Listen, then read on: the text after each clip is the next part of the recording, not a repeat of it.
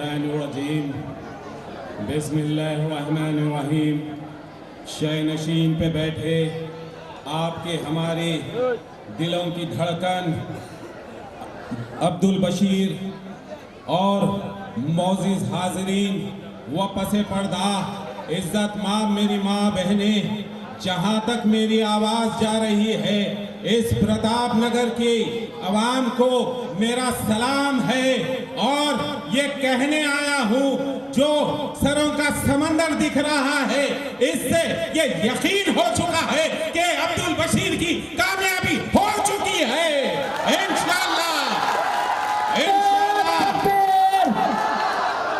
इंशाल्लाह एक तारीख के दिन एक फैसला कुन पैगाम जाएगा इस लिम्बायत से, जो गुजरात की तमाम फिजा में गूंजेगा कि अब्दुल बशीर की कामयाबी यकीनी हो चुकी। अजीजान मिल्लत, आज हमको गौर व फिक्र करना है। आज हिंदुस्तान के हालात दिन पे दिन किस तरीके से करवट ले रहे हैं, किस तरीके से मुसलमानों का इस्तेसाल हो रहा है, किस तरीके से मुसलमानों को निशाना बनाया जा रहा है।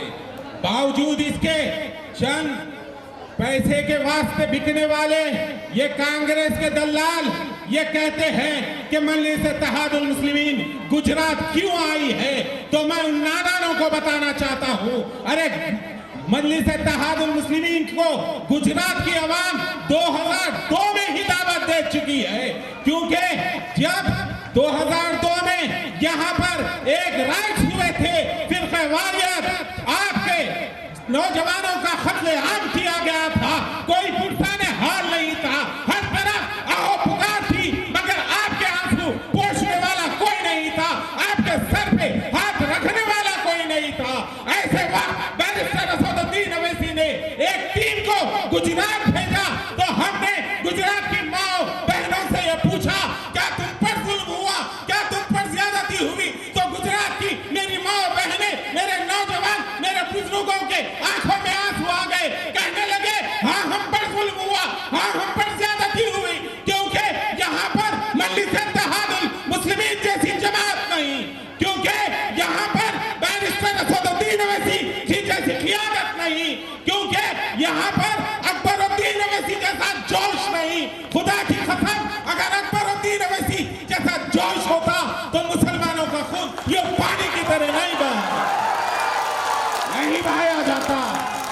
यही देखते हुए मेरी आपकी क़ियादत ने यह अहद कर लिया कि अब कोई मजलूम के आंसू खाली नहीं जाएंगे, अब हर मजलूम की फरियाद होगी वो मजलिस इत्तेहादुल मुस्लिमीन के परचम तले होगी। यही ठान लिया और आज आपकी मेरी क़ियादत बैरिस्टर असदुद्दीन अवैसी हिंदुस्तान के खित्ते खित्ते तक जा रहे हैं और हिंदुस्तान में एक नया पैगाम पहुंचा रहे हैं, तो ये सिर्फ आप लोगों की दुआओं का नतीजा है मेरे भाई। अरे कब तक हम यूं मजलूम, यूं बेसहारा बनकर रहेंगे?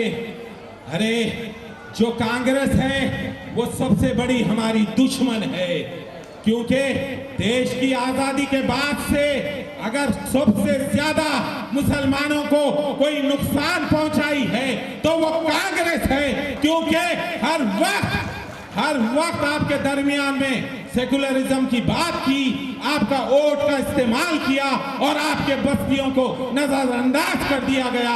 आज देखो सूरत के दूसरे शहरों का रुख देखो, किस तरीके से वहां पर डेवलपमेंट्स है, मगर हमारे बस्तियों को जब हम देखते हैं तो आंखों से आंसू निकल जाते हैं कि किस तरीके से हम मफलूसी में अपनी जिंदगी गुजार रहे हैं। क्या हमको जीने का हक नहीं? क्या हम इस मुल्क के शहरी नहीं? अरे हमारे आबो अजदाद ने इस मुल्क के लिए कुर्बानियां दी, क्या ये भूल चुके हो? और आज आपको कभी हिजाब के नाम पर, तो कभी शरीयत के नाम पर, तो कभी आपके सीए एनआरसी एनआरपी के नाम पर मुसलमानों का इस्तेसाल होते आ रहा है। अगर ऐवान पार्लियामेंट में कई एक लीडर्स है मगर उनकी जबानों को लखवा मार दिया है, कोई आवाज बनती है तो वो आपकी मेरी जुर्रतमंद क़ियादत है, जिसका नाम बैरिस्टर असदुद्दीन अवैसी है, जिसका नाम बैरिस्टर असदुद्दीन अवैसी है, जिसका नाम अकबरुद्दीन अवैसी है। ये नौजवानों का वो शेर है, ये नौजवानों के दिलों में बसने वाला अगर कोई नाम है तो वो अकबरुद्दीन अवैसी है। जहां तक मेरी आवाज जा रही है, एक बार मजलिस इत्तेहादुल मुस्लिमीन जिंदाबाद कहते हुए अपने हाथों को उठाकर ये पैगाम दे दो कि हमारी कामयाबी यकीनी हो चुकी। मजलिस इत्तेहादुल मुस्लिमीन, मजलिस इत्तेहादुल मुस्लिमीन। और याद रखो मुसलमानों, आपके दरमियान में अब्दुल बशीर को लाया गया है। बैरिस्टर असदुद्दीन अवैसी साहब ने आपके दरमियान में आपका उम्मीदवार बनाकर अब्दुल बशीर को लाया है, तो इसका मकसद एक ही है कि अब्दुल बशीर अहद करता है कि आपके लिए काम करने के लिए अपनी जिंदगी वक्फ करने की बात की है। मजलिस इत्तेहादुल मुस्लिमीन के परचम तले अब्दुल बशीर जिस दिन यहाँ से मुंतखब होगा, आपकी बस्ती में एक पार्क कायम होगा, आपके नौजवानों के लिए एक स्कूल कायम होगा, आपके नौजवानों के लिए एक बैंक कायम होगा, ताकि नौजवानों को उसके जरिए लोन फराहम हो सके, वो अपने पाँव पे ठहर सके। इस तरीके से मजलिस इत्तेहादुल मुस्लिमीन जहां पर भी जाती है अपने उम्मीदवारों से ये वादा लेती है कि तुम 24 घंटे अवाम के दरमियान में रहना, अवाम के दुख दर्द में तुम शरीक होना। यही अहद लेकर आज बैरिस्टर असदुद्दीन अवैसी ने एक रहनुमा, एक मिल्लत का दर्द रखने वाले अब्दुल बशीर को आपके दरमियान में लाया है। मैं अपने माँ बहनों से, अपने बुजुर्गों से दर्दमंदाना अपील करता हूँ, वक्त का तकाजा है। 25 साल कांग्रेस हमसे खिलवाड़ करी और आज 27 साल से हमारे बस्तियों को नजरअंदाज करने वाली ये बीजेपी हुकूमत को इस लिम्बायत शहर से उखाड़ फेंकिए, क्योंकि वोट की ताकत ही आपका मुकद्दर बदल सकती है और कोई चीज से आप अपने मुकद्दर को नहीं बदल सकते। अज़ीज़ाने मिल्लत, आज हम हैदराबाद शहर से आए हैं तो ये दर्द लेके आए हैं, ये तकलीफ लेके आए हैं, किस तरीके से आप मजलूम बनकर यहाँ पर जिंदगी गुजार रहे हैं। मुत्तहद हो जाइए, मुनज़्ज़म हो जाइए, कुछ ही देर में आपकी हमारी क़ियादत यहाँ पर आने वाली है, जिसका बेसब्री से आप इंतजार कर रहे हैं।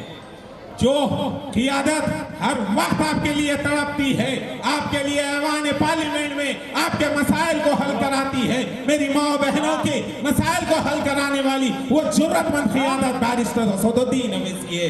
हमको अपनी जमात को रुकने नहीं देना, अपनी क़ियादत को रुसवा होने नहीं देना। हमको मुत्तहद होकर मजलिस इत्तेहादुल मुस्लिमीन के हक में वोट देना होगा।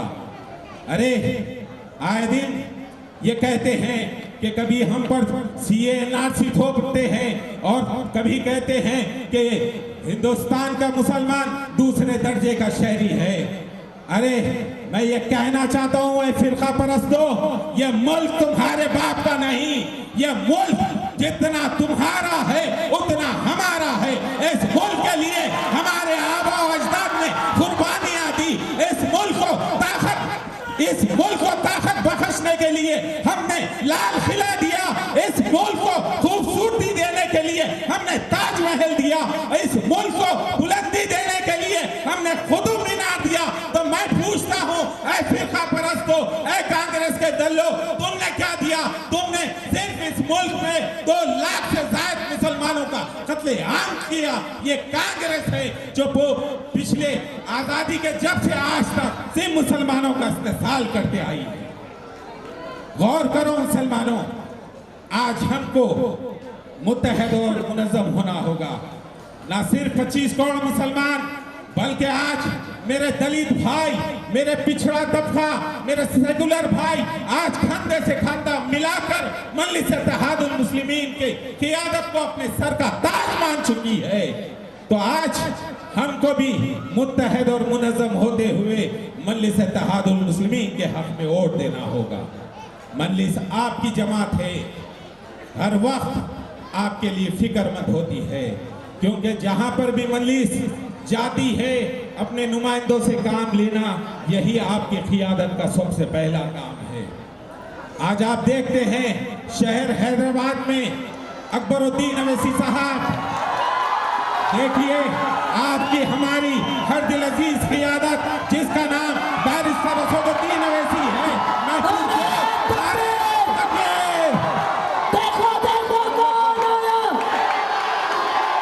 देखो देखो कौन आया, देखो देखो कौन आया, नारे तकबीर, नारे तकबीर, नारे रिसालत, देखो देखो कौन आया, असदुद्दीन साहब आगे बढ़ो, असद साहब आगे बढ़ो, अब्दुल भाई आगे बढ़ो, देखो देखो कौन आया, नारे तकबीर, नारे तकबीर, देखो देखो कौन आया, देखो देखो कौन आया, नारे तकबीर, नारे तकबीर, देखो देखो कौन आया, देखो देखो कौन आया, नारे तकबीर।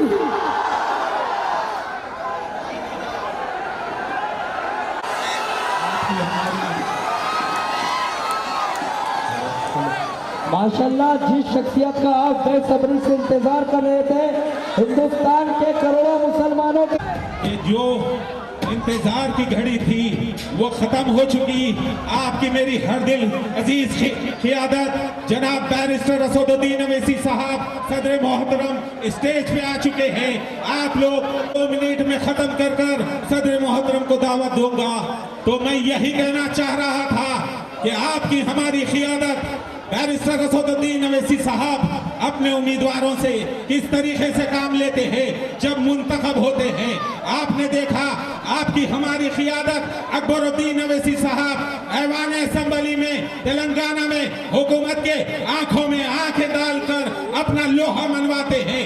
अपने मसाइल को हल कराने वाली वो जुर्रतमंद क़ियादत जिसका नाम अकबरुद्दीन अवैसी है, जो माइनॉरिटी फाइनेंस कॉर्पोरेशन में 2000 करोड़ से ज्यादा रकम फराहम की गई है तो माइनॉरिटीज के लिए। और फिर वहां इतना ही नहीं, वहां की गरीब बच्चियों की शादी के लिए 1,01,616 रुपए हर गरीब बच्ची को गवर्नमेंट से फराहम किया जाता है। ये मेरी आपकी जुर्रतमंद क़ियादत है जिसका नाम बैरिस्टर असदुद्दीन अवैसी साहब है।